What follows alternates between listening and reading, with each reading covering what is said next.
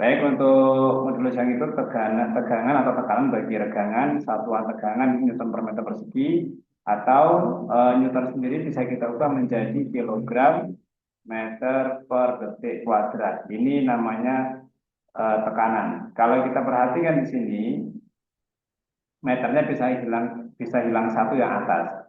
Jadi di sini tinggal kilogram, meternya yang atas hilang karena di sini ada dua, yang bawah tinggal satu pangkatnya, di sini tetap S pangkat dua.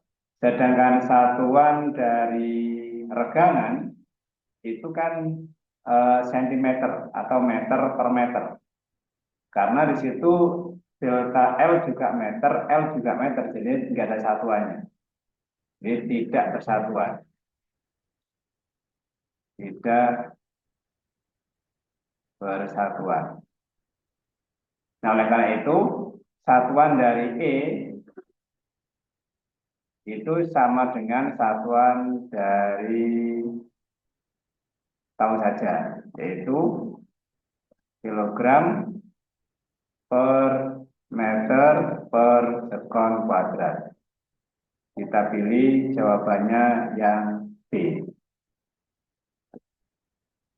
kilogram per meter per S kuadrat. Yang A itu salahnya kilogram meter, yang C salahnya meter per, yang D salahnya meter di bawah. Yang pas yang B. Kemudian yang nomor dua, dalam pengukuran kita tidak mengetahui dengan pasti nilai besaran yang diukur karena hasil ukur ada dalam batas rentang nilai tertentu. Dengan kata lain, hasil ukur selalu mengandung nilai ketidakpastian. Salah satu penyebab ketidakpastian hasil ukur adalah kesalahan posisi mata melihat skala alat ukur pada saat pengukuran dilakukan. Kesalahan yang disebut terakhir itu adalah kalau kesalahan posisi itu bisa dikatakan kesalahan paralak ya.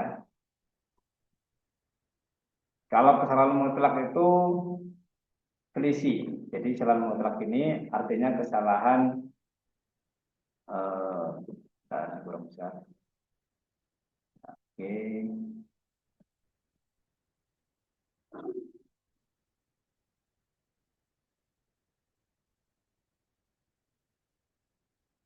Ini kesalahan atau selisih ya. Selisih hasil ukur dengan ukuran sebenarnya. Ya, maksudnya, misalkan ukuran sebenarnya itu 3 meter, tapi kita ngukurnya cuma 2,5, 3,4, itu selisihnya namanya mutlak. Kemudian untuk relatif, itu perbandingan. Kesalahan relatif perbandingan antara hasil ukur dengan ukuran sebenarnya. Kalau paralak, ini alat ukur sebenarnya. Nah, kalau kita lihat misalnya kesalahan paralak itu bisa kita asumsikan, bentar ya, kesalahan, Anda bisa cari paralak.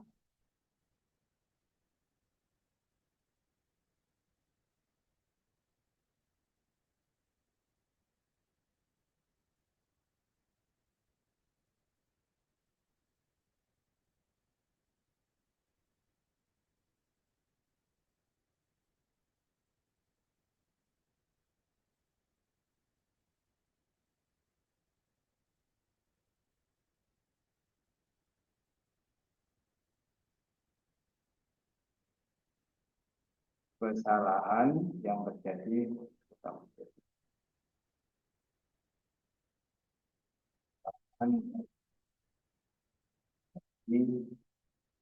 karena faktor dia, faktor melihat, kesalahan posisi mata melihat, posisi penglihatan. Itu berarti dalam hal ini jawabannya adalah yang D. Kesalahan mutlak itu selisih hasil ukur dengan ukuran sebenarnya, relatif perbandingan antara hasil ukur dengan ukuran sebenarnya, kesalahan paralak, kesalahan yang terjadi karena posisi penglihatan, kesalahan nilai skala terkecil itu maksudnya salah penggunaannya ya. Maksudnya ini eh, kesalahan yang terjadi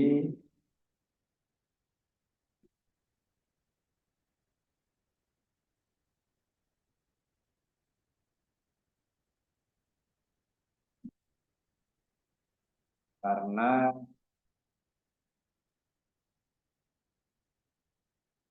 penggunaan skala terkecil yang tidak tepat atau tidak sesuai. Ya, maksudnya skala terkecilnya penggaris, tetapi ketika kita menggunakan jangka sorong itu dipakai sama, padahal itu harusnya berbeda. Ya. Itu kesalahan yang dilakukan karena penggunaannya yang tidak sesuai.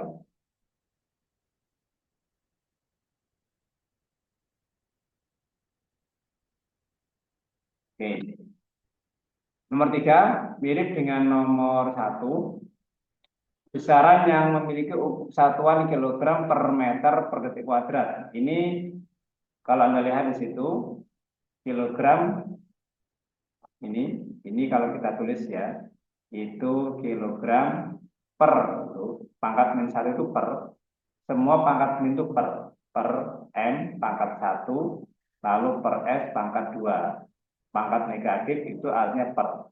Pangkat 1 itu tidak usah ditulis, ini cukup seperti ini saja, kilogram per meter per detik kuadrat. Ini kan sama dengan nomor 1 tadi, yaitu tekanannya. Ini sama enggak tadi. Atau bisa kita tambahkan di sini, yaitu kilogram per meter per sekon kuadrat dikalikan dengan meter per meter. Nah, ketika dikalikan hasilnya berarti jadinya itu seperti ini. Ini kilogram jadi meter, ininya meternya 2 kali pangkat 2. Lalu S-nya juga pangkat 2. Yang saya kasih tanda merah ini itu namanya Newton. Nah, ini sama dengan berarti Newton per meter persegi. Ini namanya tekanan. Kembalikan ke yang tadi ya. Jawabannya. Yang 4, perhatikan tabel berikut. Besaran A,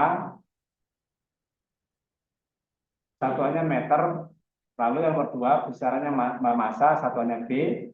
Lalu besaran C, satuannya sekon. Dan seterusnya ya. Kita disuruh mencari untuk melengkapi data tabel di atas dengan satuan SI, A, B, C, D, E adalah, kita ini aja, kalau meter pasti panjang, pasti satuan panjang, atau tinggi boleh ya. Kalau massa, satuannya pasti kilogram, gampang ini. Sekon itu apa? Sekon satuan dari apa? T. Halo? Waktu. Waktu ya. Kalau meter persegi, apa? Meter persegi satuan dari apa? Biasanya. Lu? Luas. Oke. Sip. Kalau gaya pasti Newton. Nah, tinggal itu berarti panjang kilogram, waktu, luas Newton. Kita lihat di sini panjang kilogram waktu. Nah, oke. Panjang kilogram waktu ini. Gampang ya. Ini hanya untuk mengingat-ingat. Jangan dianggap gampangnya, tetapi pastikan kita masih ingat bahwa basicnya seperti ini. Jangan dikira nanti soal tahun 2025 seperti ini, enggak. Pasti nggak akan seperti ini, masih lebih sulit. Tetapi basicnya ini nggak akan pernah berubah. Anggap saja ini mengingatkan kita untuk apa namanya memperbaiki hal-hal yang sudah dilupakan. Nomor 5, dua buah besaran yang dapat memiliki satuan yang sama tetapi konsep fisiknya berbeda. Maksudnya itu ada dua besaran, satuan sama tetapi peristiwanya berbeda. Contohnya kalau gaya itu kan Newton, sedangkan momentum itu kilogram meter per sekon, atau ini momentum bisa juga ditulis Newton sekon, berarti bukan. Energi itu joule, sedangkan daya itu watt, tapi nggak sama. Kemudian yang nomor C, energi potensial itu joule, sedangkan kinetik juga joule. Ini sama, tetapi berbeda konteksnya, maka C jawabannya. Satuan sama-sama joule, tetapi fisiknya berbeda. Kinetik itu benda yang bergerak, sedangkan potensial benda yang berada pada ketinggian tertentu. Gampang ya. Nomor 6, ini mulai berpikir sedikit. Ini sudah berulang kali kita bahas soal model kayak gini, tinggal mungkin angkanya beda-beda. Pastikan pertemuan garis ini ada di mana, ini penting. Ini pastikan waktu, lalu ini kecepatan saat dia bertemu di sini. Maksudnya bertemu di sini grafiknya ya, bukan bertemu di kenyataannya. Jadi kita lihat, yang perlu diingat adalah ingat pertemuan grafik di bawah bukanlah pertemuan dua benda yang bergerak, bukan pertemuan dua benda bergerak di kenyataan. Maksudnya itu ini bukan pertemuan bendanya, ini pertemuan grafiknya saja gitu. Di kenyataannya belum bertemu, masih ada jarak sekian. Ini yang perlu diingat-ingat bahwa pertemuan titik potong seperti ini yang tak kasih panah ini tidak mewakili pertemuan kendaraan yang bergerak di kenyataan, beda. Itu menunjukkan bahwa kecepatannya sama. Tetapi hal ini menunjukkan kecepatan dua benda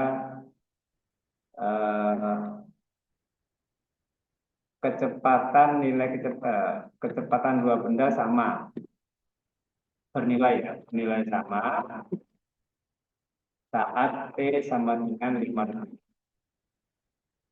Maksudnya begitu. Kemudian kita lihat lama gerak dan perubahan posisi tersebut berturut-turut.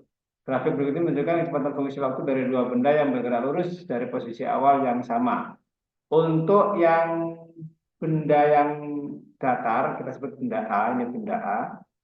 Yang naik ini benda B. Benda A itu GLB, bergerak lurus beraturan. Sedangkan benda B itu GLBB, bergerak lurus berubah beraturan. Nah, kalau ditanya lama gerak dan perubahan posisi tersebut berturut-turut. Ini langsung saja ya, untuk mencari waktu ketemu, maksudnya waktu ketemuan mereka, itu 2 kali T. Waktu bertemu atau menyusul. Waktu yang dibutuhkan oleh B untuk menyusul A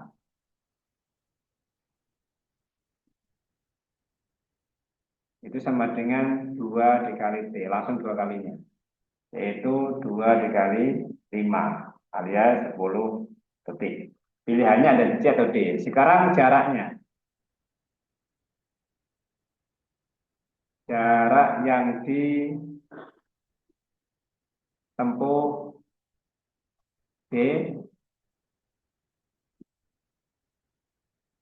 untuk menyusul A itu berarti kecepatan A dikali dengan waktunya tadi, 2 kali waktunya itu.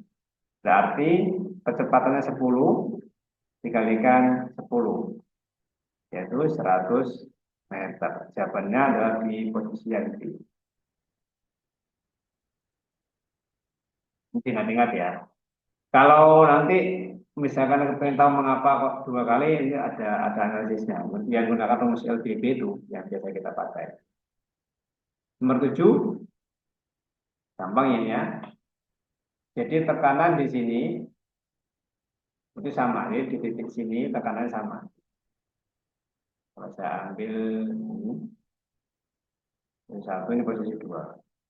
Tekanan di posisi yang lurus merah ini itu sama. Sehingga bisa saya tulis eh, tekanan di titik 1 itu sama dengan tekanan di titik 2 karena sejajar. Nah, tekanan di titik 1 itu ditekan oleh jajar setinggi H ini. Sedangkan yang sebelah kanan ditekan oleh air. Berarti massa, oh ini tekanannya bukan F, tapi P. Sorry, tekanan itu P. Nah, massa jenis cair yang ini, anggap saja itu cair pertama. Di situ namanya minyak ya, minyak. Kalikan G, kalikan kedalamannya minyak. Itu sama dengan massa jenis air, kalikan G, siapa ini? Anak hilang ini siapa ya? Anak hilang itu siapa coba? Namanya nggak bisa dijelaskan. Adalah. Ini kedalaman dari air. Bisa kita coret sana. Massa jenis minyaknya 0,8. Kemudian tingginya minyak itu H, belum tahu.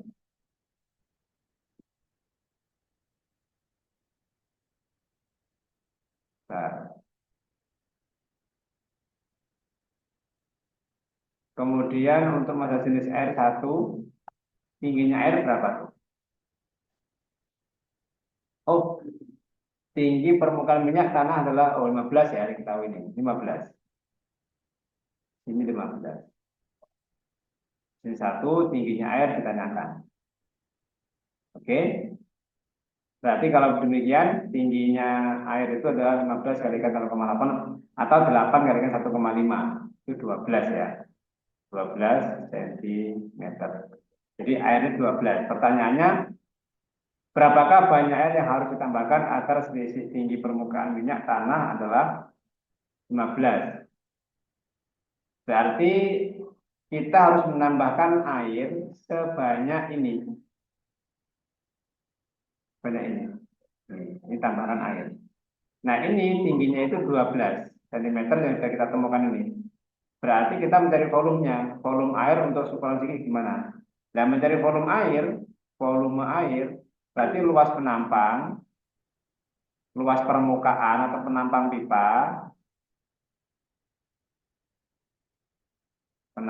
pipa dikali ketinggiannya gitu. Volume air. Volume air berarti penampang pipanya ini 1,25 ini. Itu penampangnya. Kita tulis 1,25 cm persegi dikalikan tingginya air, ketemunya 12 cm. Berarti kalau kita kalikan 12 kali 5,4, 15 ya, 15 cm kubik. Ini setara dengan 15 mililiter. Sama. Sehingga jawabannya yang C. Jadi mengkombinasikan tekanan dengan volume. Jadi mencari volume air yang ada di sini, yaitu masih segini doang ini, tinggal dikit, itu luas penampangnya pipa dikalikan tingginya. Dan tingginya sudah tahu nih tinggi airnya. Oh, salah ya. Bukan ya. Bukan. Tingginya ini kan selisihnya berarti kan? Sorry. Berarti ini bukan 12. Salah dulu. Berapa ini? Tinggi air yang 12 itu di sini. Sorry. 12 itu sini. Nah, ini 12. Sedangkan ini 15. Berarti berapa tinggi air yang tambahkan? Ini berapa ini? Berapa?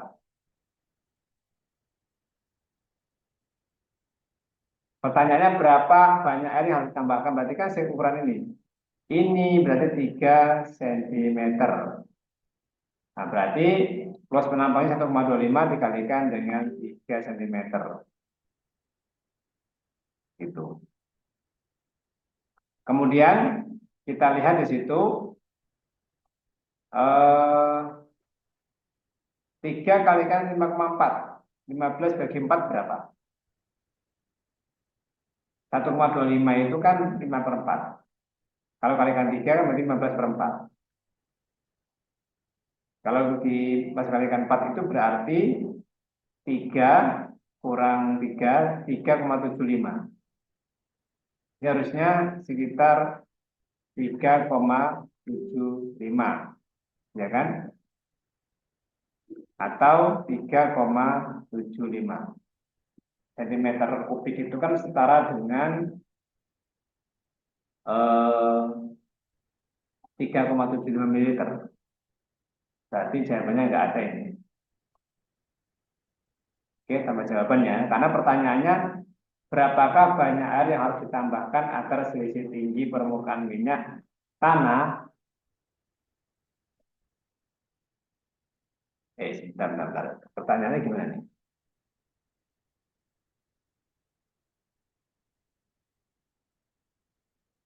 Oh, ya, ya, ya, ya, ya. Benar.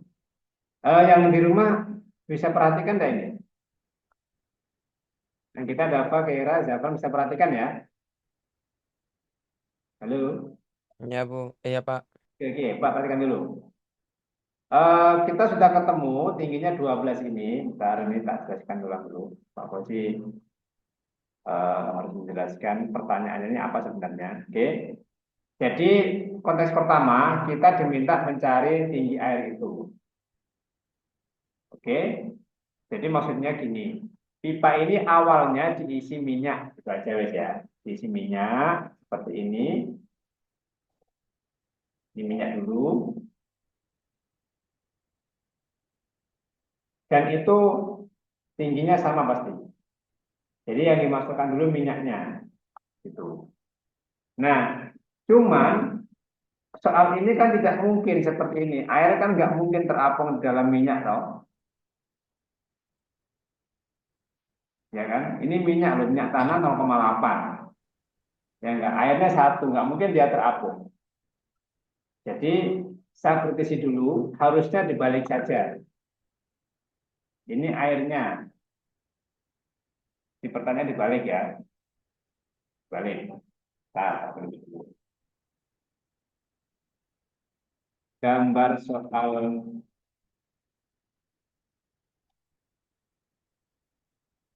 tidak tepat, tidak sesuai. Harusnya, harusnya eh, yang nomor 1 itu air, dan yang 2 itu minyak. Perhatikan ya, nomor 1 itu yang ini, maksudnya yang tulisan kuning yang kita buat ini ya ini. Ini harusnya ini minyak, di sini air, di sini minyak harusnya. Harusnya ini adalah air, ini harusnya minyaknya, gitu. Kenapa? Karena air nggak mungkin terapung di minyak, justru sebaliknya minyaklah yang terapung di air, gitu ya. Soalnya masa jenisnya minyak kan 0,8 lebih kecil. Jadi diganti saja pertanyaannya, berapakah banyak minyak yang harus ditambahkan agar selisih tinggi permukaan minyak? Berarti air gitu ya. Jadi secara lab yang benar, berapa banyak minyak ini salah, agar minyak tanah ini salah, harusnya dibalik. Oke, berarti di sini harusnya berapa banyak minyak yang harus ditambahkan agar permukaan air di sini, harusnya air H 15 cm. Berarti ininya itu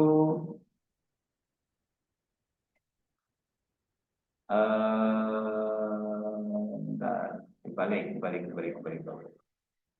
Bentar, kalau dibalik hasilnya kayak apa ya? Soalnya nggak mungkin ini kayak gitu ya. Ini soal SN resmi ya, kayak gini. Masa jenis minyak 0,8, pelan-pelan ya. Tingginya minyak kita nggak tahu masih. Berarti tingginya minyak gitu, karena kita belum tahu. Masa jenis air 1, tingginya air itu mintanya 15. Nah ini masalahnya. Berarti harusnya eh, tingginya minyak itu 15 dibagi 0,8. Bisa kita tulis 0,8 45 ya. Berarti 15 dibagi 4/5. 4 dikalikan 5. Berarti 75 bagi 4. 75 bagi 4 itu berapa? 7 bagi 4 kan 1. Sisanya 3. 3 bagi 4 itu 8. Sisanya 35 itu sisanya 3/4. 18,75 cm saja itu tingginya. Ya kan, atau 75/4 saja. Nah, ini adalah tingginya minyak. Nah, sekarang kalau ditanya berapakah volume minyaknya, ya berarti volume minyak,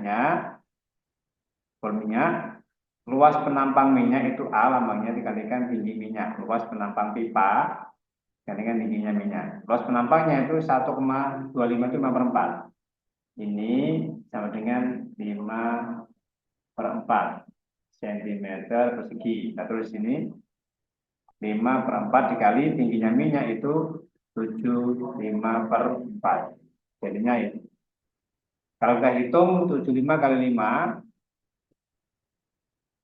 75 dikali 5 dibagi dengan 16. Sekitar 23,4.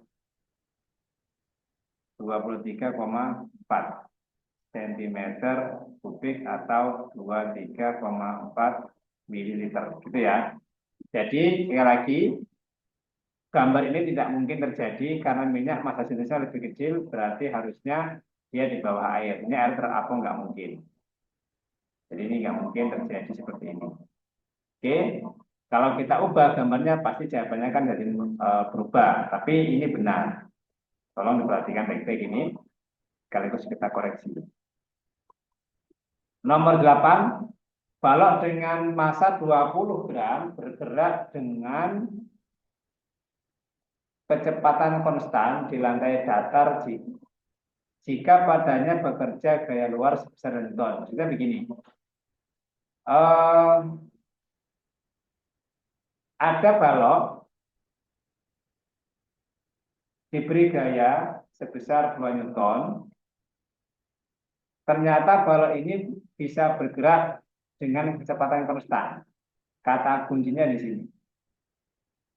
Berapakah besar gaya gesek yang dialami benda tersebut? Berarti ini ada benda, ada gaya geseknya. Kalau ada benda yang bergerak dengan kecepatan konstan, padahal itu ada gayanya, itu bisa dikatakan kecepatan tetap. Berarti percepatannya tidak ada. Karena kecepatan tetap tidak dipercepat dan juga tidak diperlambat, berarti A-nya 0. Karena A-nya 0 berarti total gaya yang bekerja itu juga sama dengan 0. Dari mana tahunya? M kali A. Sementara A-nya kan 0, berarti ini 0. Nah, dari sinilah kita akan mengerjakan soal ini. Jadi kita tulis di sini total gaya yang bekerja pada benda itu 0. Yang mengerjakan adalah 2 dikurang F, ya kan? Sama dengan 0. Berarti 2 sama dengan gaya gesek. Nah, jawabannya ini yang gampang sekali. Masanya nggak ngaruh, karena kecepatannya 0 kan. Dikalikan berapa langsung berapa 0. Jadi ini soal yang menguji kita tentang hukum Newton pertama. Soalnya salah satunya seperti ini. Kemudian yang nomor 9. Sebuah benda X, ini beratnya 2 Newton ya. Oke, di situ ditulis 4 Newton, tetapi di gambarnya 2 Newton. Ini trouble berarti kan. Kita nggak tahu sebenarnya yang mana. Kita cek dulu. Digantung dengan tali melalui sebuah katrol. Pada benda dikerjakan garis besar 2 Newton. Nah, ini kebalik nih. Dan pada ujung, oke.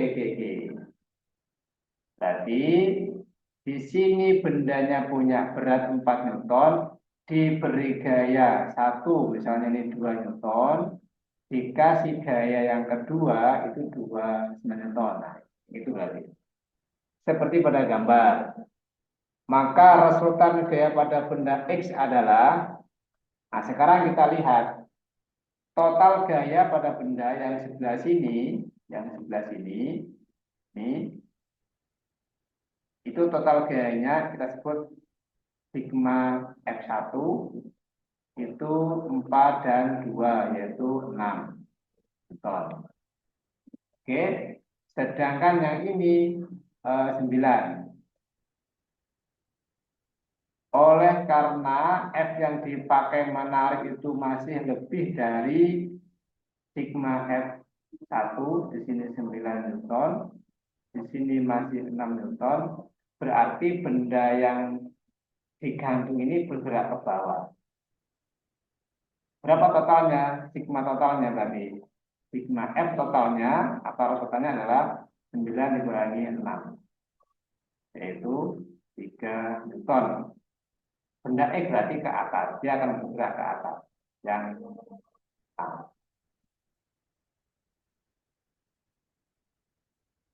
hati-hati di sini, kalimatnya karena ya, benda beratnya 4, tapi diberi gaya ke bawah 2, berarti tambah berat. Totalnya 6 Newton ini. Lalu benda ditarik 9, ya kalah, berarti masih kalah. Berapa kalahnya 3 Newton ini? 9. Emas yang masanya 193 gram berada di dalam minyak tanah mengalami gaya ke atas sebesar. Gaya ke atas itu namanya gaya apung. Gaya apung atau Archimedes itu 8.000 Dai. DYNE itu satuannya, satuan gaya ini. Jika percepatan G10 dan massa jenis minyak sekian, maka massa jenis emas berapa? Nah, perhatikan di sini. Untuk gaya apung itu persamaannya begini. Teorinya. Untuk gaya apung adalah massa jenis zat cair C kalikan G kalikan volume yang tenggelam atau tercelup di dalam zat tersebut. Kalau yang tenggelam seluruh bendanya berarti massa volumenya volume bendanya. Kalau yang tenggelam cuma sebagian terapung maksudnya, maka yang kita hitung volume yang tenggelam saja. Nah, sekarang gaya ini harus Newton. 1 Dai itu setara dengan 10 pangkat min 5 Newton atau 1/100.000. Maka ini harus kita ubah dulu ke Newton. Gaya apung kita masukkan sini. Ini massa jenis minyak, dalam hal ini cairnya minyak, berarti massa jenis minyak kalikan percepatan gravitasi kalikan volume benda. Karena emas itu dia akan tenggelam di air, maka volume seluruhnya di sini. Volume emas. Oke, di sini kita ganti dengan 8.000, itu 8 kali 10 pangkat 3. Masih Dai kita ubah jadi Newton. Pangkatnya min 5, sudah jadi Newton di sini. Ingat-ingat ini diubah ya. Massa jenis minyak di situ 0,8 harus diubah ke dalam, oh, nggak perlu diubah ini ya. Yang diubah itu yang ini diubah. Yang percepatan gravitasi. Jadi ini biarkan saja. Kita ubah ke satuan sentimeter per sekon kuadrat. Oke, cek dulu. Berarti untuk G yang ini ya, ini. Itu G setara dengan 10 dikali 100 sudah jadi sentimeter. Detiknya tetap per sekon kuadrat. Atau dikatakan 10 pangkat 3 sentimeter per detik kuadrat. Nah, yang kita masukkan massa jenis, mengapa yang dibaginya? Biar kita nggak bisa merubah. Karena jawabannya bentuknya dalam sentimeter ya. Tadi di sini tetap 0,8, satuannya gram per centimeter kubik ya. Lalu G-nya kita gunakan 1000. Kan, mengapa nggak 10? Karena satuannya sudah kita ubah di sini. Volumenya itu kita cari dulu. Untuk volume itu adalah massa emas dibagi massa jenisnya. Massanya emas 193, massa jenis emas ditanyakan. Berarti ini volumenya itu adalah 193 gram dibagi massa jenisnya. Massa jenis emas ini ya, emas. Berarti ditulis di V-nya ini diganti dengan 193 dibagi massa jenis emas. Sama dengan di sini biarkan tidak usah diubah ke Newton karena sudah Dain. Ini Dain itu isi cm. Berarti di sini biarkan 8 kali 10 pangkat 3 atau 8.000. Oke, di sebelah kiri ada 10 pangkat 3, di sebelah kanan juga ada hal yang sama, maka bisa kita coret ini saja. Oleh karena itu, 8 dan rho E ini bisa kita ubah, berarti 0,8 dikali 193 dibagi 8 sama dengan massa jenis emas. Nah, sekarang kalau kita tulis di sini itu sama dengan 8 dikali 19,3 dibagi dengan 8. Perhatikan di situ 0,8 dikali 193 itu sama saja dengan mengalihkan 8 dikalikan 19, itu sama saja ini. Maka tak ubah. Perlunya apa? Kita bisa menghilangkan 8-nya. Maka yang tersisa adalah 19,3. Satuannya gram per sentimeter kubik. Ada di C. Jadi kita tentukan dulu G-nya, kita ubah. Perhatikan G-nya ini. Jadi kita ubah. Kalau nggak diubah nggak sesuai, karena satuan sesuai misalnya sentimeter.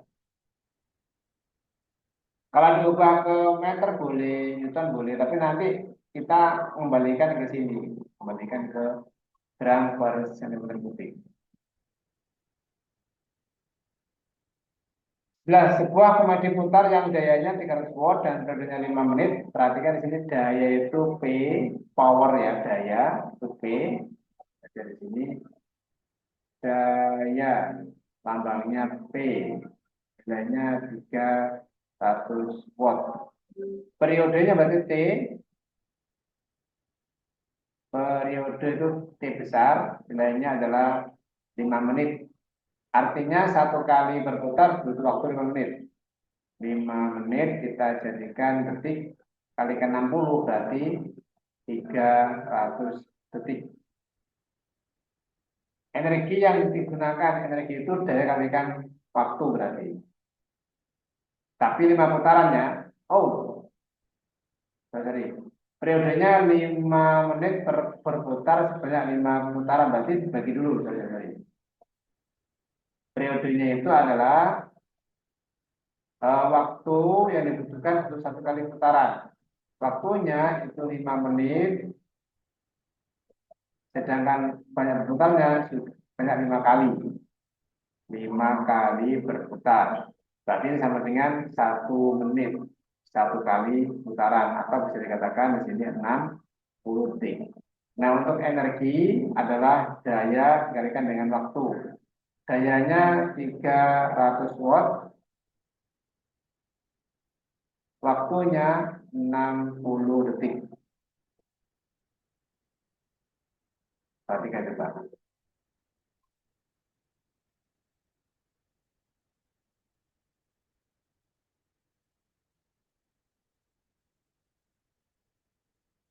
Putaran. Jadi kalau begitu kita kalikan 6 kalikan 3, 18.000 watt sekon. Ini setara dengan 18.000 nomor dulu ya. Ini joule. Watt sekon sama dengan joule ya. Terus setara dengan 18 kilojoule. Kita perhatikan di sini.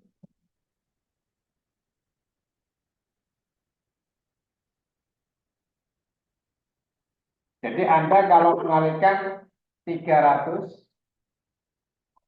watt dikalikan 5 menit gitu ya. Itu salah. Bukan 15.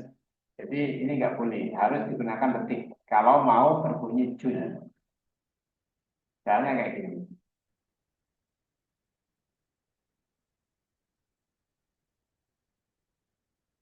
Bentar. Bentar. Ini energi untuk satu menit ya, untuk 1 menit. Berarti energi 5 menit berapa? Kali 5 kan?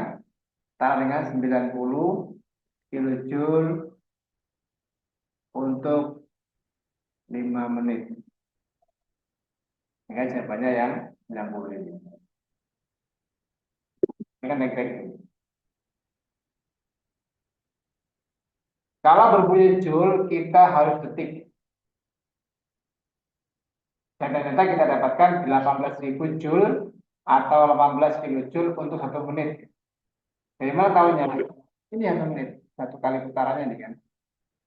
Ini kan kita hitung karena 1 menit. Berarti kalau 2 menit, ya 36. 3 menit, 54. 4 menit, ya 72. Dan seterusnya 5 menit, berarti 90. Jawabannya yang A. Yang C. Nomor 12, berat benda di permukaan bumi. Coba dilihat dulu, mana yang benar. Berat benda di permukaan bumi adalah aksi dari gaya normal.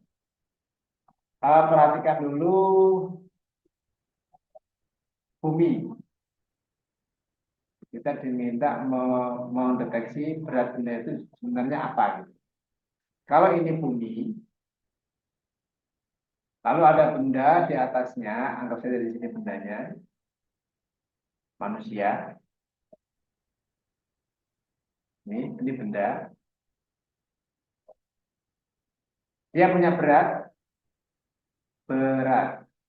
benda. Namanya W, isinya M dikalikan G itu berat benda. Nah, karena dia berpijak pada permukaan bumi, maka bumi pun memberikan gaya normal, melawan, yaitu gaya N. Nah, maka dalam hal ini berat itu merupakan aksi, sedangkan normal itu sebagai reaksi. Sehingga gaya berat itu merupakan aksi dari gaya normal. Normalnya itu adalah reaksi. Jadi ini merupakan reaksi, sedangkan yang berat itu merupakan aksi. Yang B coba, gaya gravitasi benda yang bekerja pada bumi bukan. Gaya berat benda di permukaan bumi. Oh, C. Gaya gravitasi benda yang bekerja pada, oh bukan. Salah itu.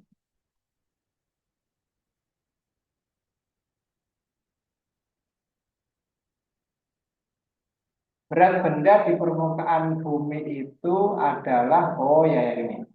Gaya gravitasi bumi yang bekerja pada benda. Yang benar yang C. Sorry. Tapi gaya gravitasi ini bertindak sebagai aksi gitu. Jadi berat benda di permukaan bumi merupakan gaya gravitasi bumi yang bekerja pada benda. Gaya ini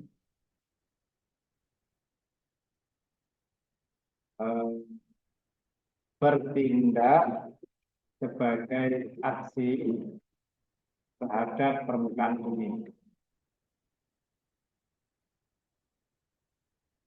Sehingga benda mendapat gaya reaksi dari bumi gaya reaksi inilah yang kita sebut dengan gaya normal. Pak, mungkin agak membingungkan, perhatikan dulu. Nah, ini ya, bisa dibaca dengan baik. Saya kira bisa. Berat benda di permukaan bumi merupakan gaya gravitasi bumi yang bekerja pada benda. Gaya ini bertindak sebagai aksi terhadap permukaan bumi. sehingga benda mendapat gaya reaksi dari bumi. Gaya reaksi inilah yaitu N. Nama di gambar itu N, gaya reaksi. Gaya reaksi inilah yang bertindak sebagai gaya normal.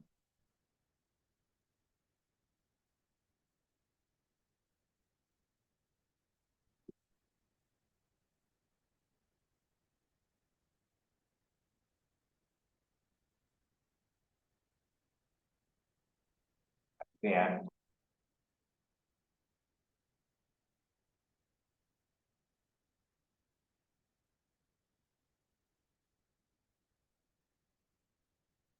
Oke.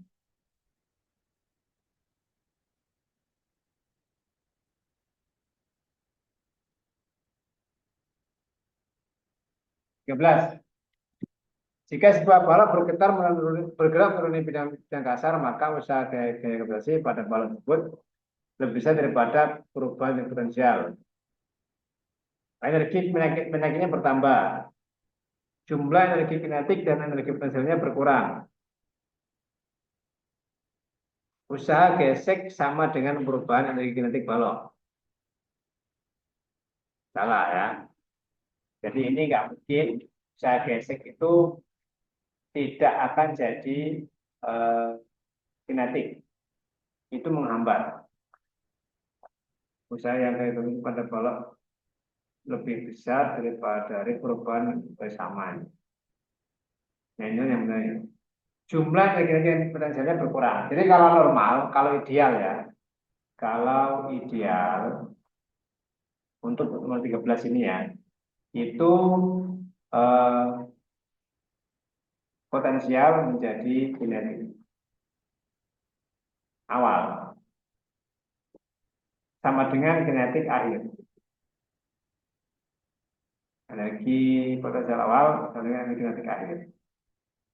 Nah, kalau itu ditambah menjadi potensial mekanik. EP awal tambah EK akhir itu namanya energi mekanik. Nah, kalau ada gesekan, ini kalau licin ya. Kalau ada gesekan, berarti kalau ada gesekan, berarti EP plus EK itu kurang dari mekanik. Ini jawabannya adalah yang C. Nomor 14. Dalam penggunaan bidang miring, maka keuntungan mekanik dapat diperbesar dengan memperpendek. Oke, keuntungan mekanik itu lambangnya biasanya pakai M atau KM boleh. Keuntungan mekanik kita pakai M saja, M itu bisa kita hitung pertama berat beban dibagi kuasa, atau kita bisa menuliskan keuntungan mekanik adalah lengan kuasa dibagi lengan beban. Yang W itu berat, tadi sudah ya, tapi tak ulang terus, atau berat beban. Yang gaya ini adalah kuasa atau gaya. Oke. Agar M-nya besar, maka caranya bagaimana? Perbandingan F-nya harus diperkecil. Memperpendek lintasan bidang miring, tidak. Memperbesar sudut miringnya bukan. Memperkecil sudut miringan bidang miring, ntar mengurangi gaya yang digunakan untuk menggerakkan benda. Yang benar yang D. Gayanya diperkecil maka mekaniknya menjadi besar.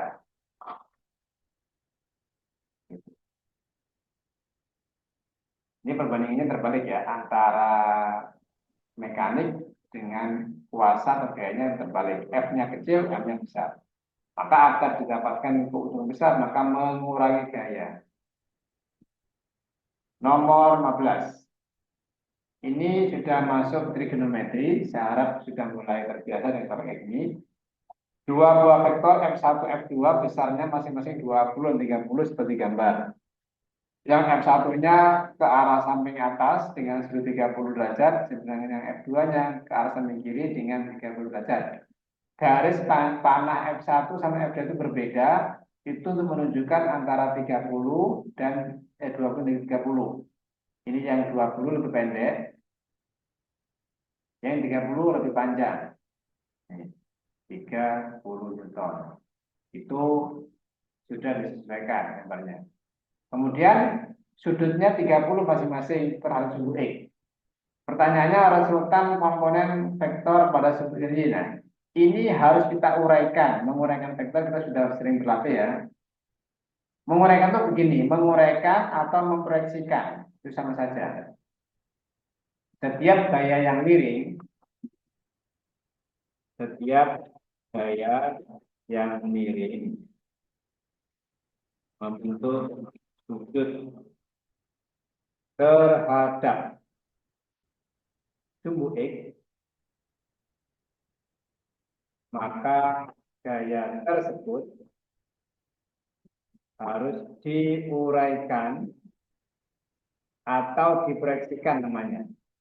Diproyeksikan ke sumbu X dan sumbu Y. Ini prinsip berpikirnya, idenya kayak gini.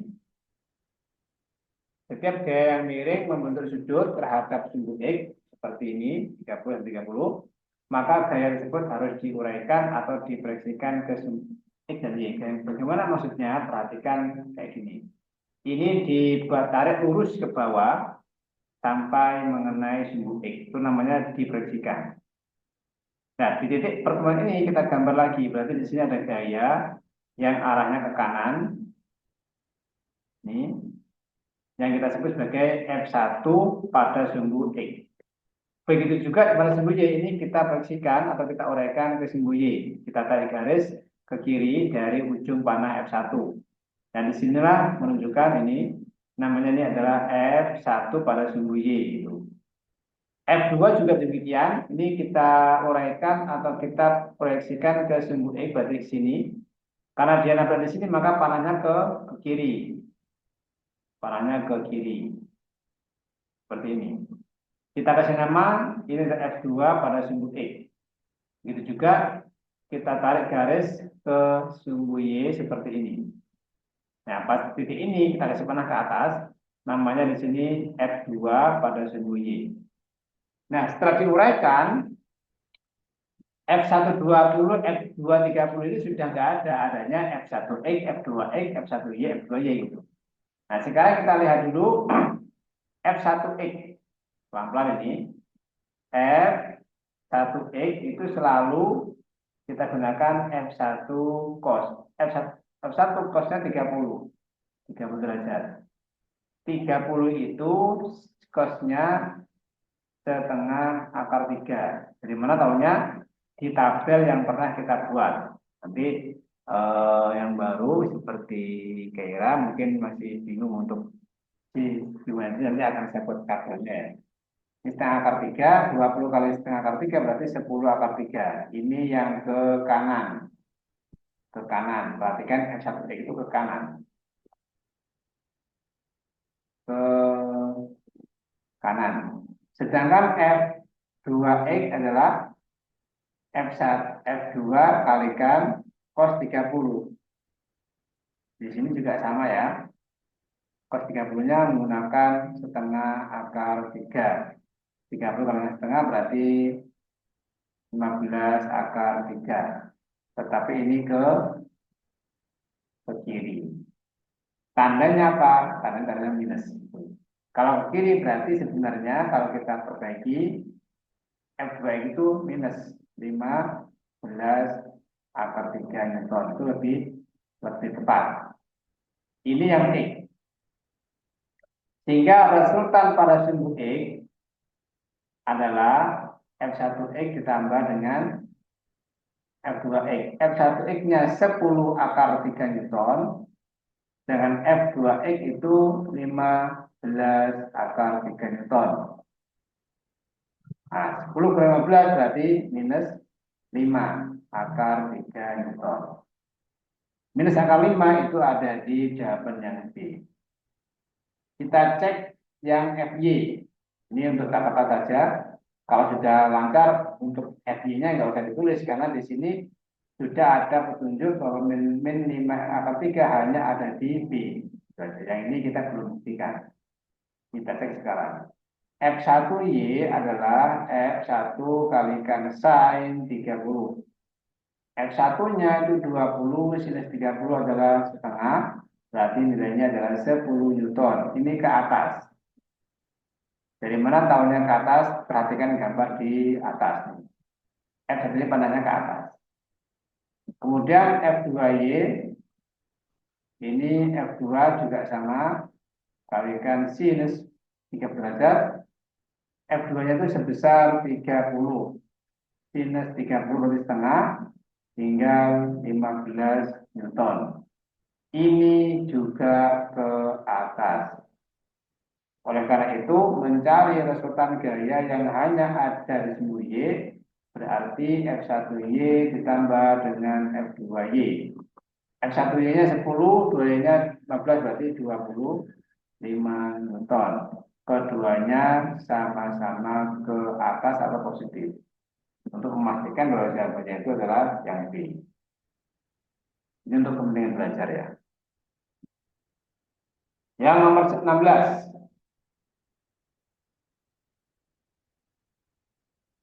Sebuah mobil mengebut dengan kecepatan 90 km per jam melewati sebuah mobil polisi yang sedang berhenti di pinggir jalan. 1 menit setelah dilewati mobil si pengebut, polisi di dalam mobil polisi tersebut mulai menggerakkan mobilnya dengan percepatan 0,8 untuk mengejar si pengebut. Berapa jauh jarak yang ditempuh mobil polisi hingga mencapai posisi mobil isi pengebut. Nah ini soal ini itu sama dengan soal yang tadi, grafik di nomor 6 ini persis. Jadi A itu berangkat duluan dengan 10, B-nya diam dulu. Nah, baru B-nya mulai start, dipercepat sampai dia menyusul A. Nah, sekarang di nomor 16 ini kita ulang. Ada, oh ya, kecepatannya harus coba dulu ya ini. Kecepatan ini harus otomatis. Kita berapa ini? 90 km per jam dikalikan ini 10 per 36. Sudah jadi meter per detik. 36 bagi 9 itu 4. Ini bagi 9 berarti 10. 10 kali 10 itu 100 bagi 4 itu 25. 25 meter per detik itu kecepatan mobilnya. Lalu dia melewati mobil polisi yang diam. Setelah itu 1 menit setelah dilewati mobil polisi tersebut, berarti 1 menit itu dari mana jaraknya? Jadi dalam 1 menit, ingat ini setara dengan 60 detik. Nah, jarak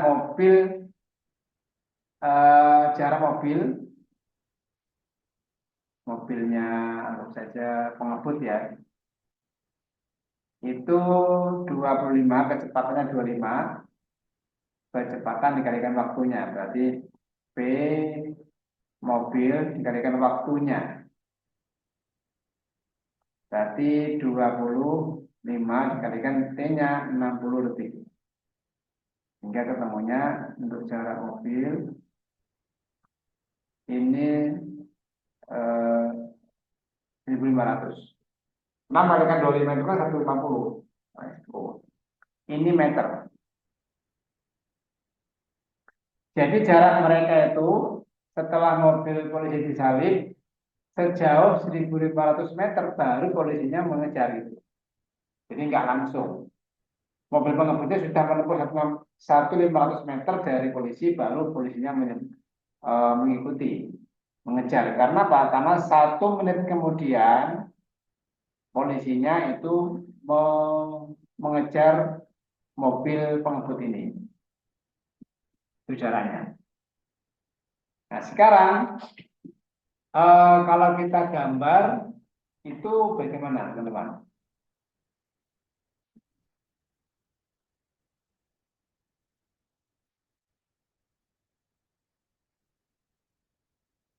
Kita cari waktunya dulu, waktu di grafik, waktu saat waktu untuk mendapatkan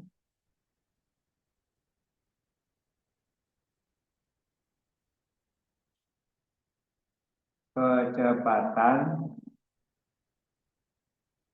mobil polisi, kecepatan polisi saja, sama dengan kecepatan pengebut.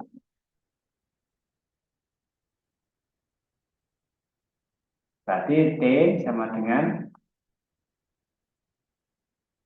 kecepatan akhir min, min awal dibagi dengan percepatannya.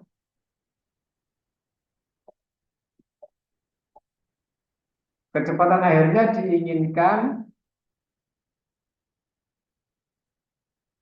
berapa tadi? 25. Sedangkan kecepatan awalnya itu 0. Percepatannya itu 0,8.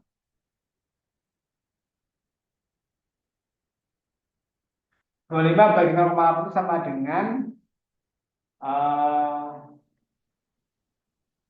125 bagi 4.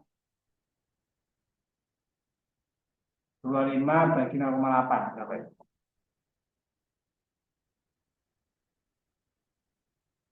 25 bagi 0,8 31,25 ya. 31,25 detik. Kalau dikalikan 2 berapa ini? Waktu untuk ketemu kalikan 2. Kita kembali ke tadi. Waktu untuk ketemu itu dikalikan dengan 2 ini. Nah ini. Waktu yang dibutuhkan untuk B mengusul A berarti 2 kali T-nya. Nah, T yang kita temukan barusan itu T dalam grafik ya, bukan dalam kenyataannya. Waktu untuk mendapatkan kecepatan polisi sama dengan kecepatan pengebut berarti seperti ini. Punya. Oleh karena itu jaraknya adalah kecepatannya dikalikan dengan 2 kali waktu. Kecepatannya 25 dikalikan 2 kali waktunya ini 25 per 0,8. 25 0,8 atau 31,25 saja.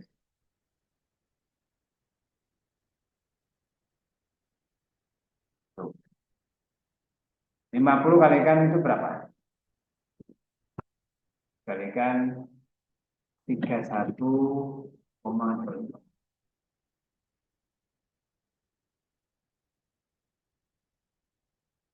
Ini sekitar 1562. 1562,5 meter setara dengan 1,6 kilometer. Maka kita jawab yang enggak ada jawabannya. Harusnya 1,6.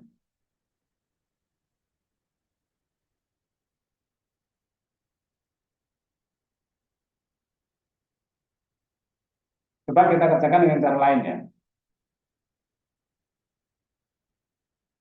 Misalnya di sini kita coba kerjakan. Bentar.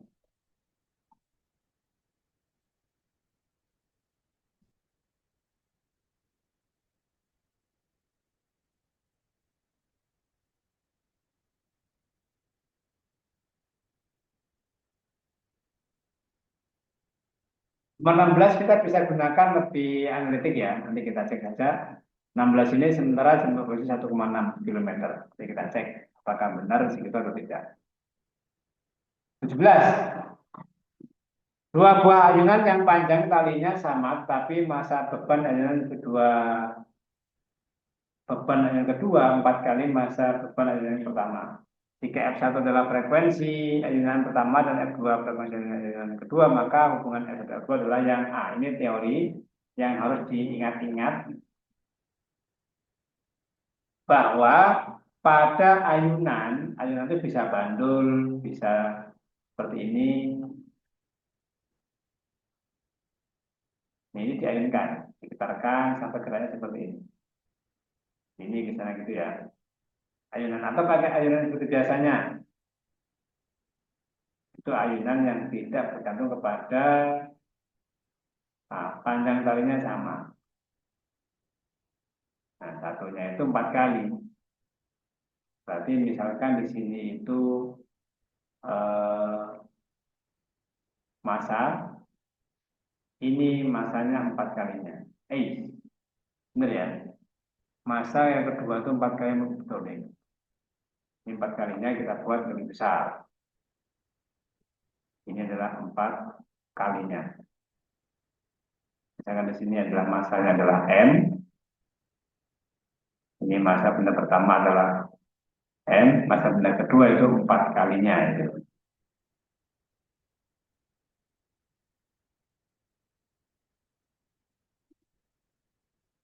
Lalu ini M2 itu 4 kali dengan M, 4 kalinya.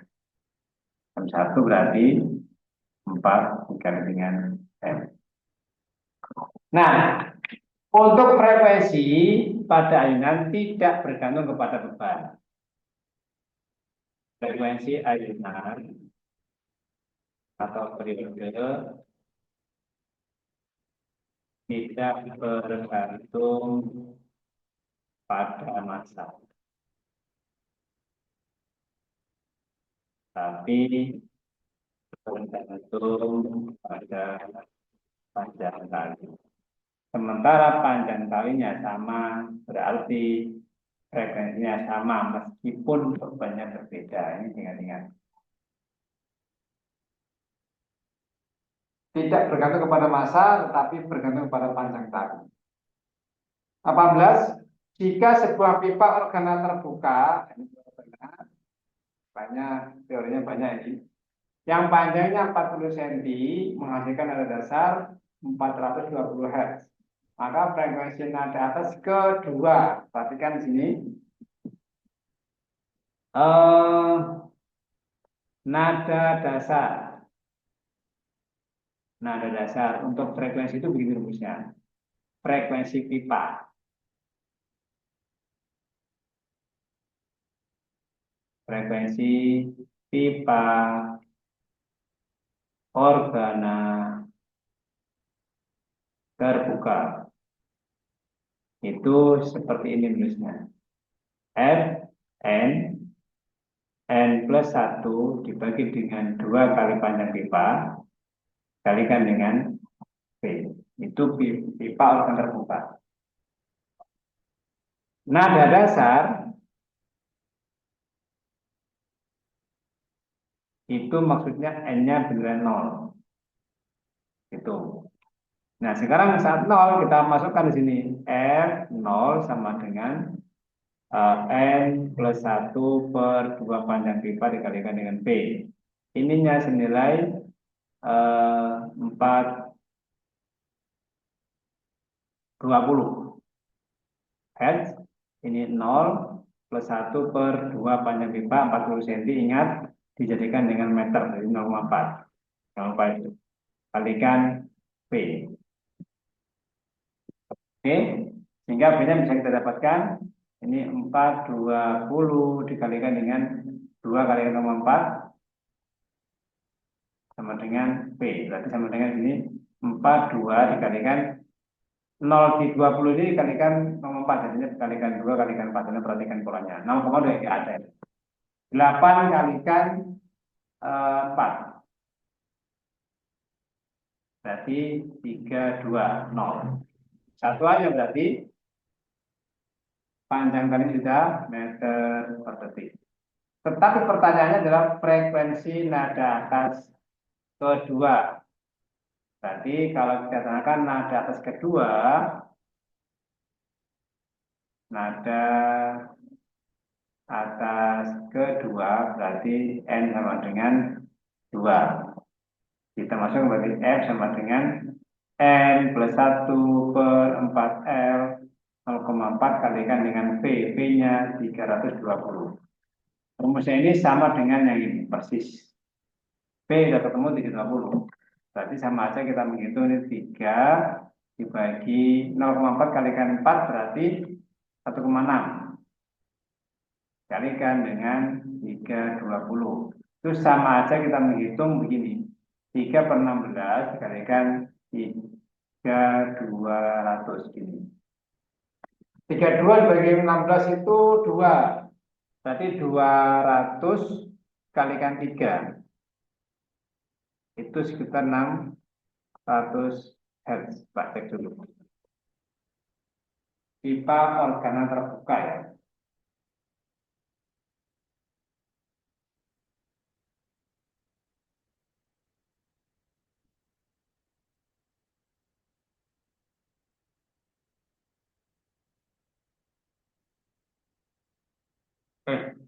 Soalnya ini bukan 320 nih ya. Terlalu 8 kalikan 342 kok.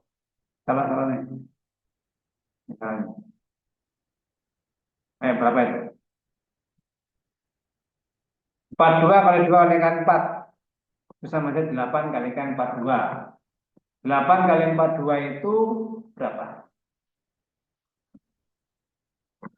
32, 42, 8. Ini kan 32, 16.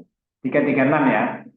Ini 336 meter per sekon. Di sini dimasukkan 336 kali 336. Terus 3/16 kalikan 336. 336.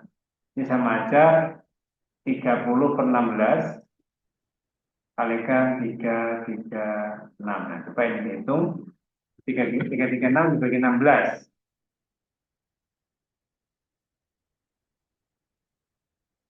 Dikalikan dengan 30. 630 jawabannya. Ada juga ya. Baik. Pada dasarnya sudah. Pipa organa terbuka betul, nggak tertutup. 420 dasarnya berarti 42 kalikan 8. 16, 32, 33 betul. Nada atas kedua berarti Fn, N-nya 2, N plus 1 per 4 kali 0,4. Oh, per 2, sorry. Per 2 boleh itu. Makanya kok. Per 2, dari mana ini 2L kan, bukan 4L. Berarti di sini 3, 3/2 kalikan dengan 4. Kalikan 336 ya kan, karena 0,4 itu sama saja 336 kalikan 10 gitu. Oke, maka 336 dibagi 8 sebenarnya.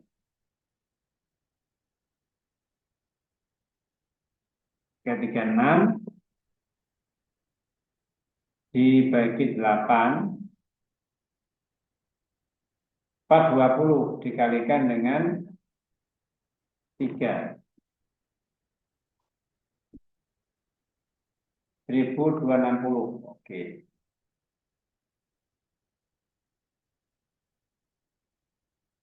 1260 Hz. Rumusnya yang saya kasih lingkaran ini. Fn sama dengan N plus 1 per 2L. Itu. Nomor 19. Manakah dari gelombang berikut ini yang menghasilkan bunyi dengan nada tertinggi? Coba, 19 yang mana? A, B, C, D. Yang tertinggi yang mana itu? Yang paling kecil suaranya. Nah, kita ada apa? Kira, siapa? Yang paling kecil, yang Bukan. paling tinggi. Yang bunyinya nada tertinggi itu artinya frekuensinya paling tinggi. Frekuensi itu cirinya Do. kecil. Oke. Do.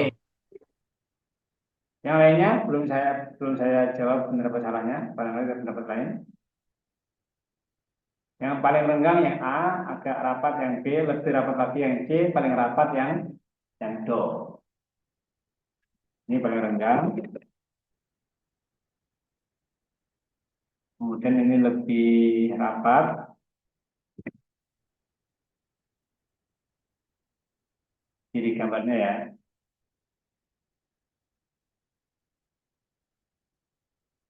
Lebih rapat lagi. Lalu yang D ini paling rapat. Nah, itu. Nah, ini dari gambar ini bisa kita simpulkan mana frekuensinya tertinggi. Dapat dijawab tadi yang Do. Yang lainnya, yang kita jawabkan.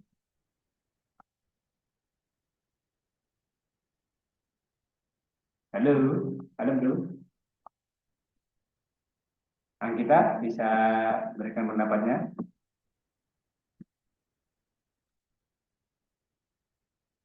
Halo, yang kita. Apakah sudah tertidur? Kira-kira. Belum, Pak. Masih di depan laptop. Oke. Oke, yang kita jawabnya D. Kemudian tadi ada Kira. Kira jawabnya apa? Dari gambar. Pakai intuisi. Maksudnya kira-kira saja. Nggak usah dicari jawabannya di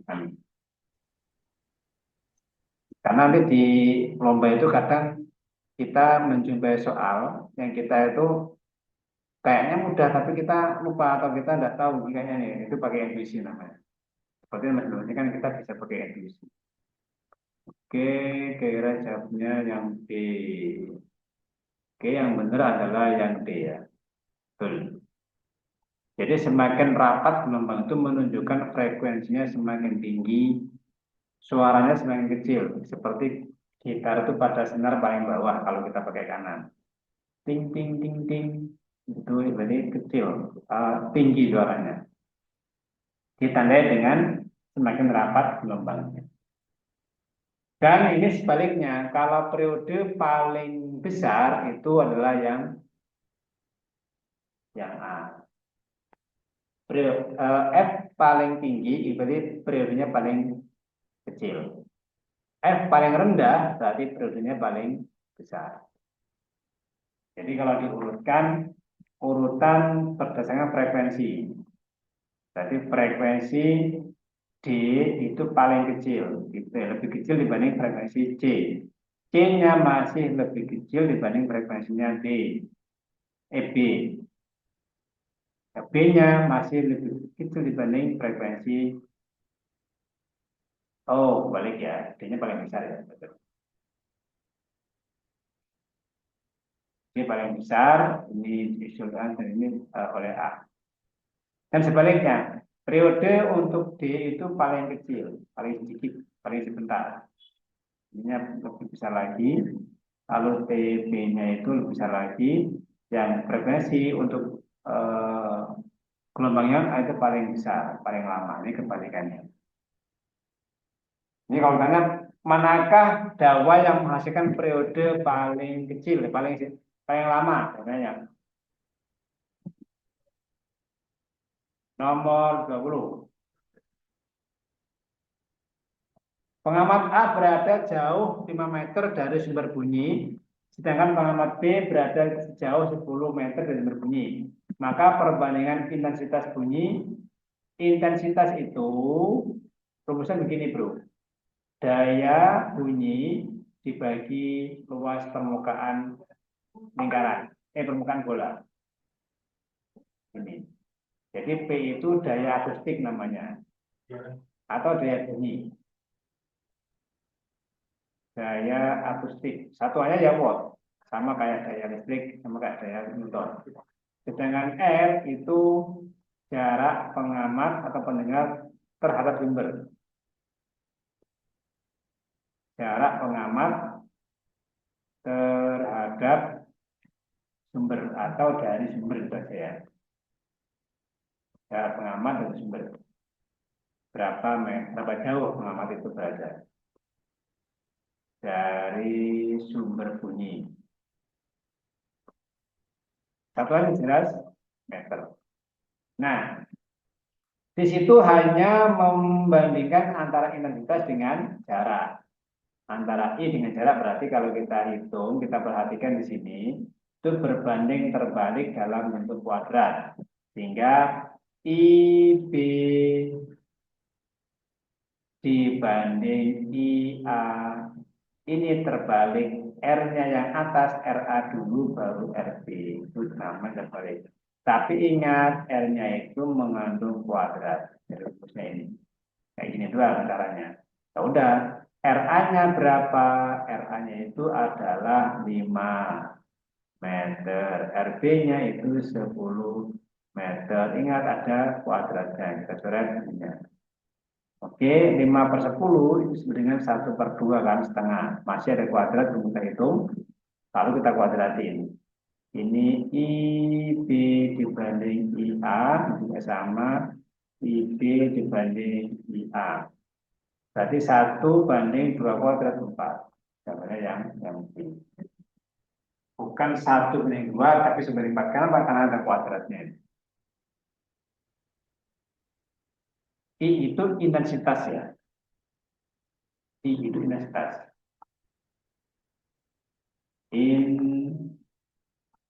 Intensitas bunyi.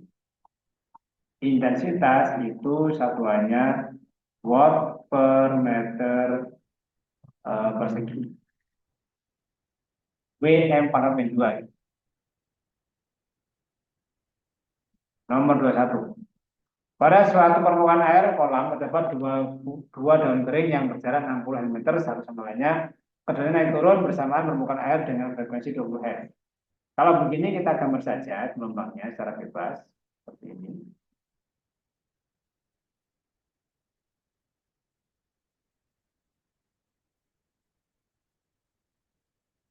Lalu keduanya naik turun bersamaan bila salah satu daun berada di puncak bukit dan yang lainnya berada di lembah. Di antara keduanya terdapat satu bukit, berarti begini.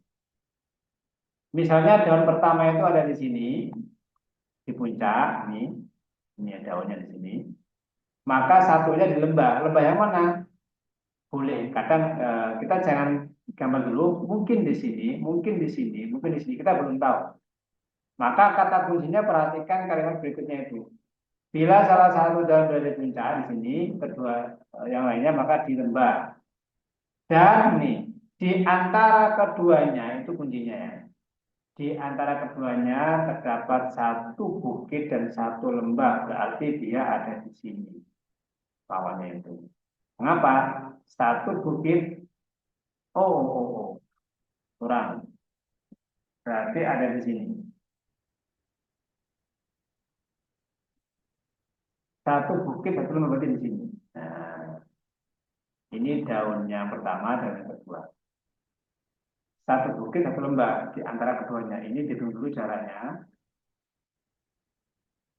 Yaitu tadi 60 cm jaraknya, 60 cm.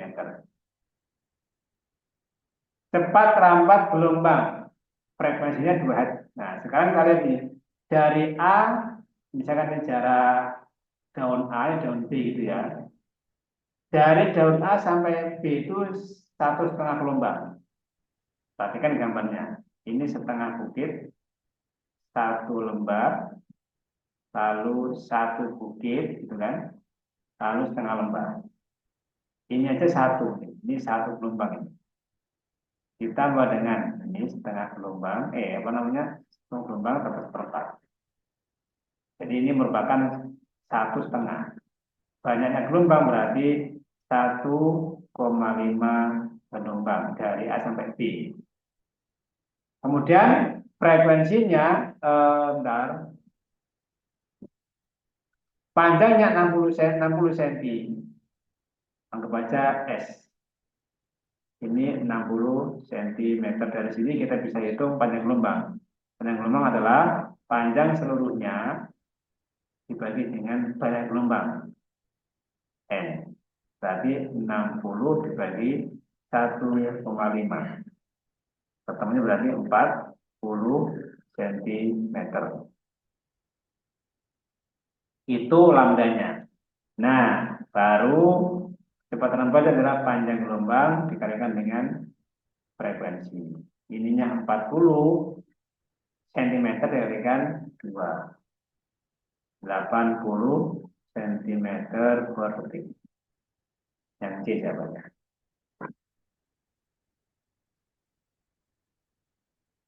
Jadi soal cerita ini harus kita gambar ya. Daun pertama di puncak dan kedua itu di lembah. Tapi di antara keduanya ada satu bukit, satu lembah. Cara memahaminya nanti bisa dikerjakan ulang tanpa melihat pembahasannya. Jadi ditargetkan hari-hari kita ini ditargetkan satu hari misalkan menghabiskan 2 soal olimpiade karena berbarengan dengan tugas sekolah mungkin atau soal-soal untuk ulangan sekolah mereka targetnya nggak usah banyak-banyak tetapi rutin di samping les sehingga kita akan banyak mengulangi soal yang sudah kita pahami dalam waktu menyongsong OSN 2025. Berikutnya di nomor 22 masih gelombang di situ. Pada gambar di samping amplitudo, periode, frekuensi. Karena kan amplitudo itu ini amplitudenya. Nah, amplitudo ini. Yes. Amplitudo itu nama lainnya A. Lalu periode waktu yang dibutuhkan satu kali gelombang T per N. Lalu frekuensi kalau sudah ketemu periode frekuensi cukup dengan menggunakan seperti.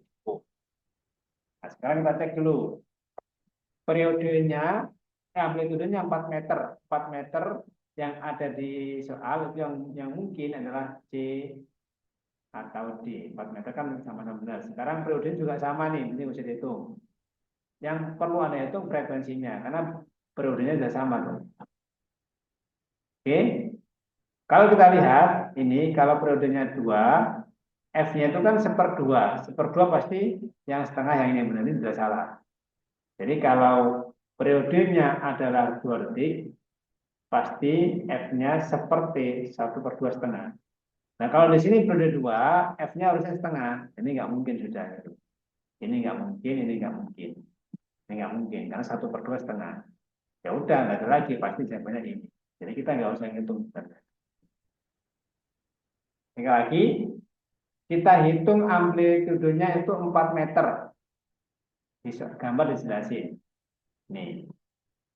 Ternyata di jawabannya yang 4 meter hanya C dan D. Oke, sekarang periodenya. Periode di jawaban C itu sama. Sedangkan yang kolom ketiga frekuensi. Frekuensi itu seperti kalau T-nya 2, F-nya itu 1/2 atau setengah. Yang memenuhi syarat adalah yang D ini setengah. Ini udah selesai. Ini nggak bisa dibuktikan. Nah, sekarang bagaimana kalau kita membuktikannya itu ya, untuk belajar kita harus tahu juga. Ini kan kita menghitung menjawab tanpa melihat konteksnya, karena sudah mewakili. Dari titik sini, misalkan saya kasih nama titik sebagai jangan A ya, apa namanya P. Ke titik Q itu ada berapa gelombang? Dari P sampai Q. Jabran. Satu gelombangnya satu bukit, satu lembah itu satu gelombang. Berarti kalau dari P sampai Q berapa gelombang? Kalian bro? Ya, Pak. Dari P sampai Q berapa gelombang? Berapa? 3. 3. Saya cek ya. Satu, satu ini ya. Lalu 2, ya kan betul ya. Jadi 3 betul. 3, berarti ada 3 gelombang. Oke, dari P sampai Q berarti banyaknya gelombang. Dari P sampai Q itu 3 gelombang. Waktunya 6 detik.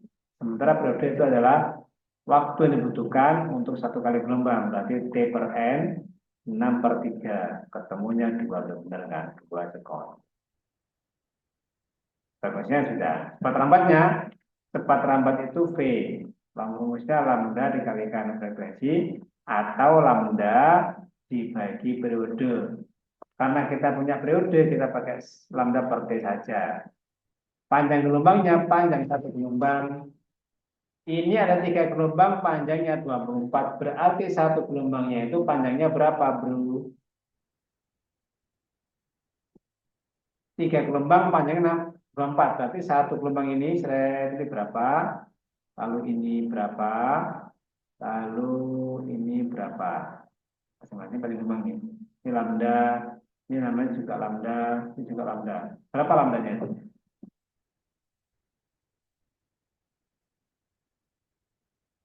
Masing-masing berapa ini?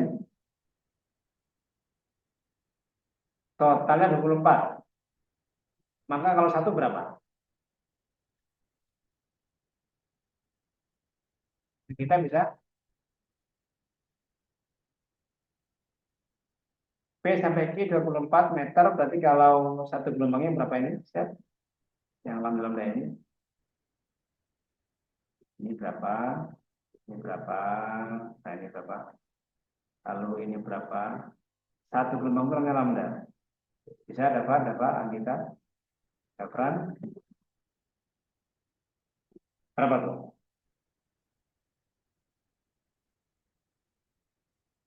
Oke, kita 8. Oke, sip. Jadi masing-masing ini 8 meter ya.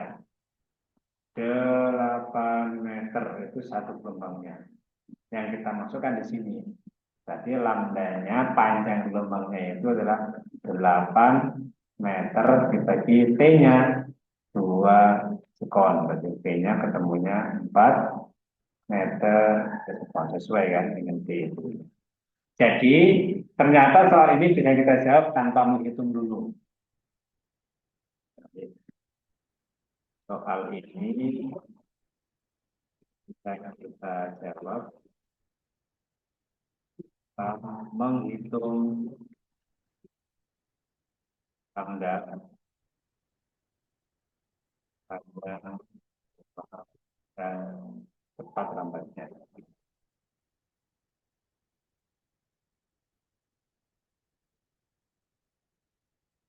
Dia hanya menentukan amplitudo.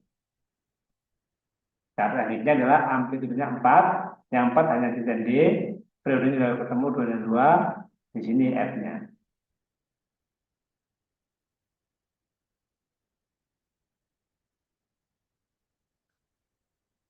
Yang kita lakukan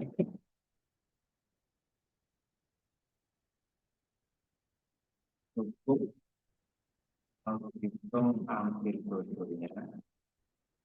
Itu pun nggak menghitungnya, kita gambar aja. Hanya dengan menghitung gambar. Itu. Yang kedua, selanjutnya kita tentukan frekuensi F.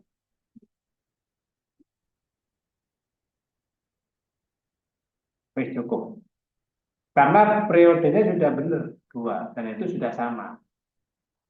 Yang kita pastikan yang berbeda. Ini kan sudah sama, nggak usah diperdebatkan. Ini sudah sama, diperdebatkan. Baru ini berbeda. Mengapa kalau berbeda? Coba cek. Pakai 2,5 pakai berarti yang benar yang itu. Sama ini. Yang D. Tapi yang kita hitung di sini tadi untuk kepentingan belajar seandainya kita mau mengingat bagaimana cara menghitungnya ya. Jadi jawabannya ini itu hanya sampai di sini aja. Ya. Yang atas itu untuk soal 21, yang kedua 22. Nomor 23.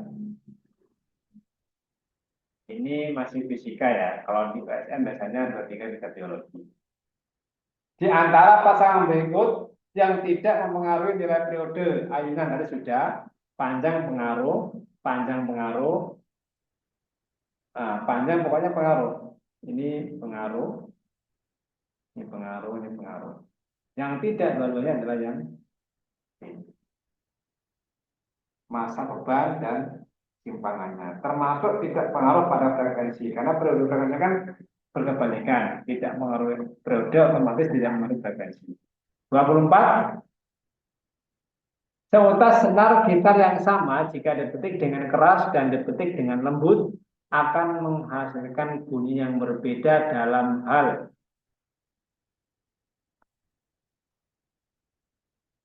file.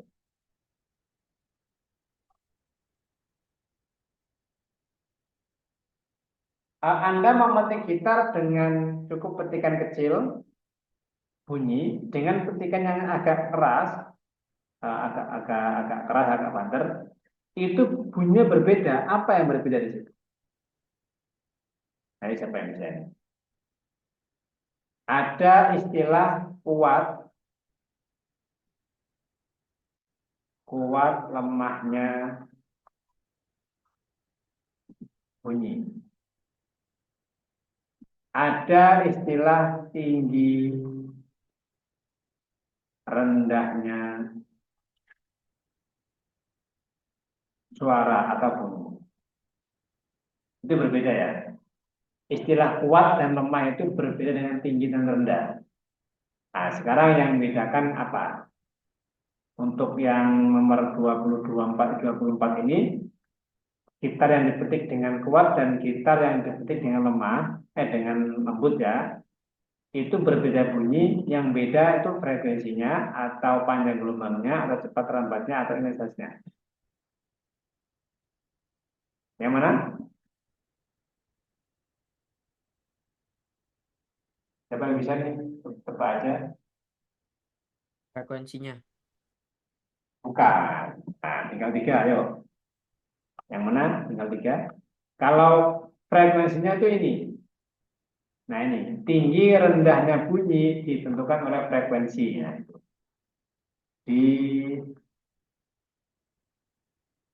Dipengaruhi oleh frekuensi nada. Nah sekarang, ini sudah bukan jawaban. Tinggal B, C, D yang mana yuk?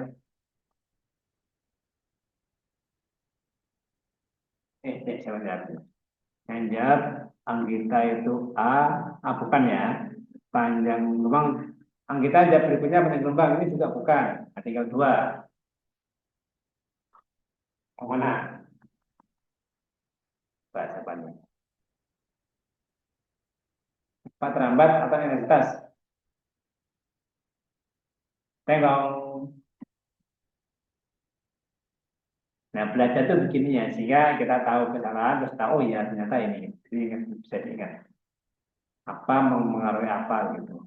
Soal kayak gini biasanya salah siswa. Salahnya bukan karena nggak bisa, nggak baca. Apa sih hubungannya? Nah, dalam melalui pembahasan ini, kita jadi tahu, ini materi kelas 8 ya. Jadi tahu hubungan antara frekuensi dengan metiknya itu kayak apa.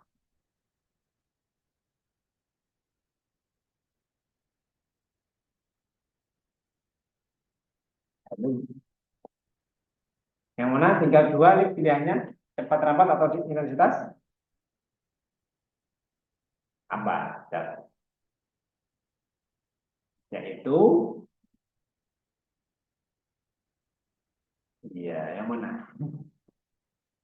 Ini ya jawabannya. Itu. Jadi beda intensitasnya. Logikanya begini. Kalau Anda petik dengan lembut itu cepat selesai bunyinya. Tapi kalau dipetik dengan lebih keras lagi itu bunyinya lebih lama. Itu intensitasnya maksudnya.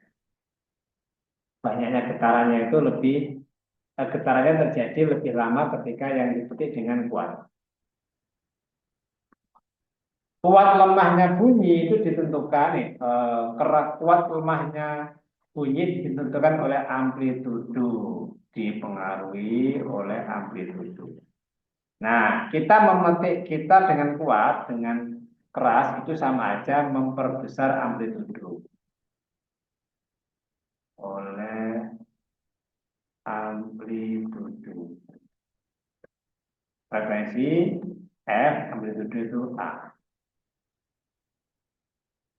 Berikutnya nomor 25.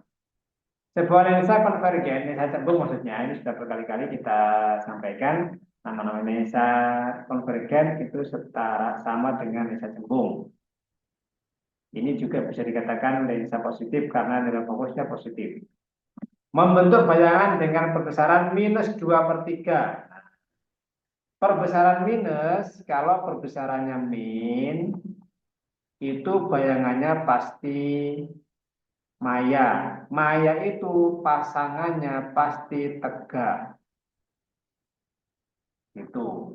Nah, karena dia lebih dari kurang dari 1, ini 2/3 kan, 2/3 itu kan kurang dari 1, berarti diperkecil.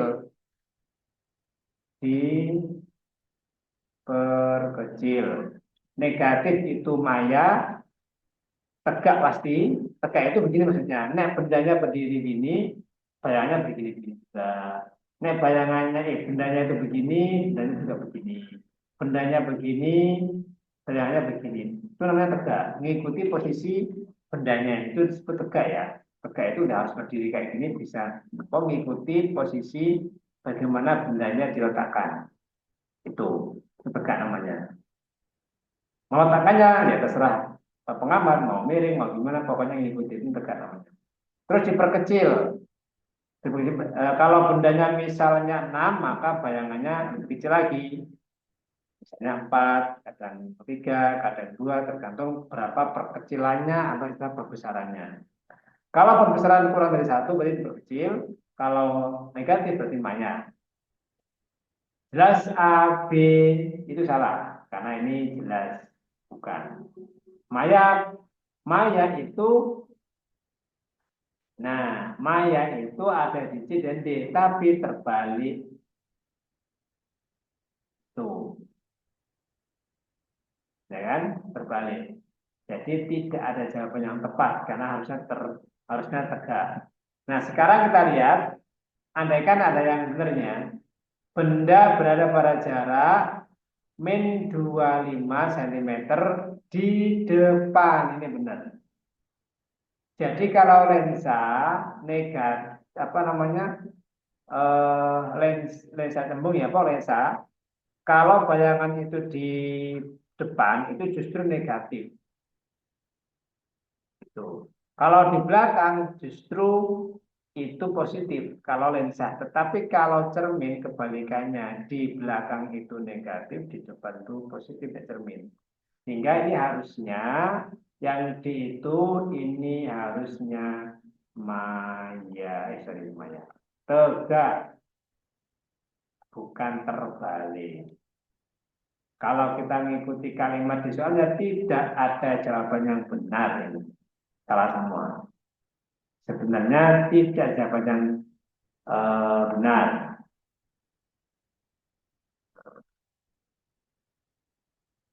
Bentar. Soal 25 tidak ada pilihan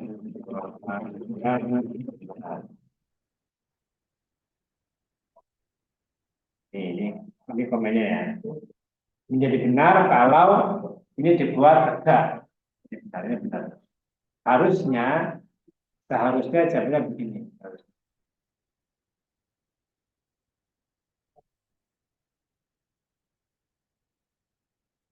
Maya tegak diperkecil. Diperkecil berapa bentuknya?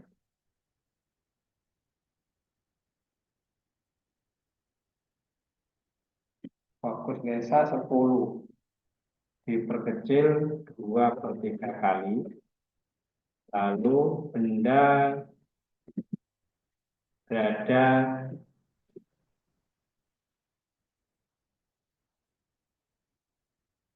dua puluh 5 cm di depan ini. Harusnya begini sempurnanya. Jadi kalau sudah ngomong di depan tidak perlu menyebut tanda min. Berada min 25 cm gitu aja cukup. Itu artinya di depan. Atau kalau mau terus di semuanya berada min 25 cm tetapi dalam kurung ini. di depan meja gitu. Itu aturannya begitu. Ini yang tepat. Untuk membuktikan apakah itu min 25, caranya gimana? Itu caranya mencari jarak bayangan adalah jarak fokus ditambah jarak fokus dikali perbesarannya itu. Oh, itu dibagi ya, dibagi. Jadi jarak fokus dibagi n. Nah, sekarang kalau kita hitung di sini f-nya itu 10 cm, di sini 10 cm, m-nya minus 2/3 kali gitu kan? Ya enggak? 2/3 kali. Nah, bayangannya kan memang maya. Kalau maya kan negatif di sini, kita sini. Nah, ini. Bentar. Ngomongnya harusnya, gini harusnya. Karena dia itu maya, berarti harusnya begini. Minus. Nah, jadinya begini. Karena itu S aksennya 10 plus 10 kalikan 3/2. S aksen berarti 10. Diperkecil ya. S aksennya harusnya lebih kecil. Benar sudah ini. Ya, harusnya begini. Ditambah, dimin. 10 kalikan 3/2. Berarti di sini 10 kurangi 15. Harusnya min 5 cm. Itu jawabannya harusnya. Jawabannya bukan min 25, tapi min 5. Kan ya jawabannya itu. Maya dekat diperkecil 20 kali berada min 5 cm di depan lensa. Itu yang benarnya. Sempurna begitu. Buktinya ini namanya min 5, bukan min 25. Ini jawaban untuk yang nomor 25. Sekarang yang nomor 26. Di sini kita akhiri ya. Titik dekat seorang penderita hipermetropi itu rabun dekat. Hipermetrop itu rabun dekat. 2 meter, berarti titik dekat itu PP.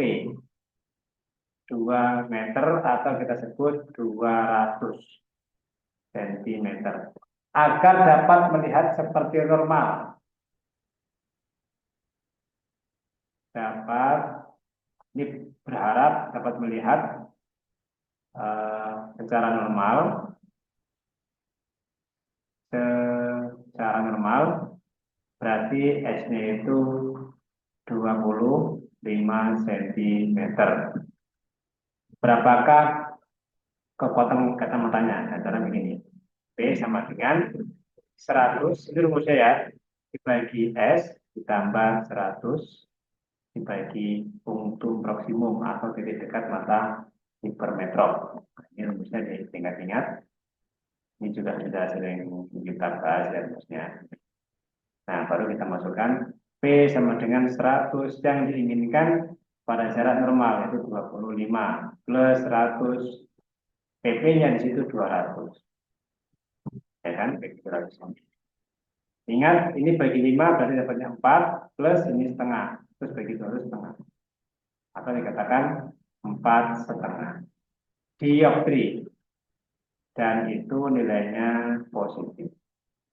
Tidak mungkin, karena dia rabun dekat itu pasti beda tempung positif. 4,5 atau 4,5 ya. Plus 4,5. Dioptri. Sampai sini ada pertanyaan teman-teman semuanya?